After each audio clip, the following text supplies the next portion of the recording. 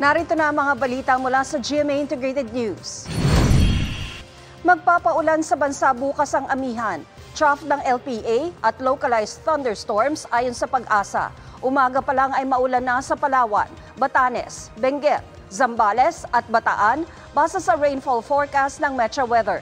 Pagdating ng hapon ay uulanin na ang Bicol Region at iba pang panig ng Mimaropa. Ganoon din ang malaking bahagi ng Visayas at Mindanao. Hanggang malalakas na ulan ang asahan sa Negros Occidental, Zamboanga at Cotabato provinces. Mababa naman ang tsansa ng ulan sa Metro Manila, pero posible pa rin ang mga thunderstorm. Narito naman ang iba pang balitang binabantayan ng GMA Integrated News. Gobyerno ng Pilipinas nakikipag-ugnayan sa Israeli Defense Forces para mahanap ang 2 pang nawawalang Pinoy sa Israel ayon sa Department of Migrant Workers. Sa GMA News Online, 1,000 BFP personnel ipakakalat sa NCR para sa undas.